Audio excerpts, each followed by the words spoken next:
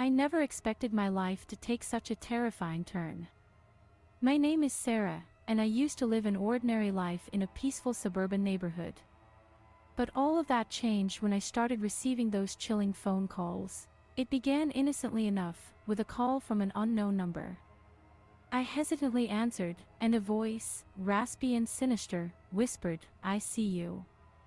The words sent shivers down my spine, and I quickly hung up, assuming it was just a prank call. Little did I know that it was only the beginning of my nightmare. Night after night, the calls continued. The strange voice tormented me, its haunting phrases invading my thoughts and dreams. I couldn't escape the feeling of being watched, even in the safety of my own home. Paranoia consumed me, leaving me on edge, fearing every creak and rustle that echoed through the silence. One morning, as I stepped outside to retrieve the mail, I noticed a plain white envelope on my doorstep. My hands trembled as I opened it, revealing a handwritten note. My heart sank as I read the words etched on the paper, "You can't hide. I know your every move. Embrace the fear." It was then that the full weight of the situation crashed upon me, and I realized I was dealing with a disturbed individual. Days turned into sleepless nights as I constantly felt a malevolent presence lingering. Something was horribly wrong. Driven by a mix of fear and desperation, I resolved to search my home for any signs of intrusion.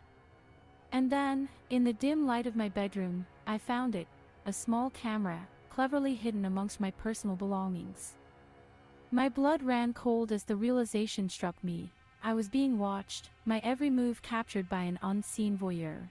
Unable to bear the torment any longer, I mustered the courage to contact the police, to share my terrifying ordeal.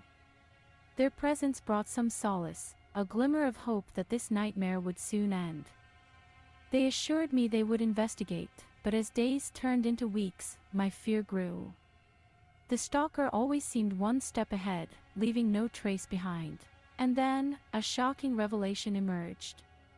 The police discovered that my tormentor, the one who had invaded my life and shattered my sense of safety, was none other than my old high school teacher, Mr. Anderson. The man who once held authority over my education had nurtured an unhealthy obsession, one that had transformed into a chilling nightmare. With the truth exposed, the police swiftly apprehended Mr. Anderson, finally putting an end to his reign of terror. The man who had haunted my every waking moment was no longer a threat. But the scars he had left behind, the psychological wounds, would take time to heal. Though my life slowly regained some semblance of normalcy, I would forever be haunted by the memories of that dark chapter.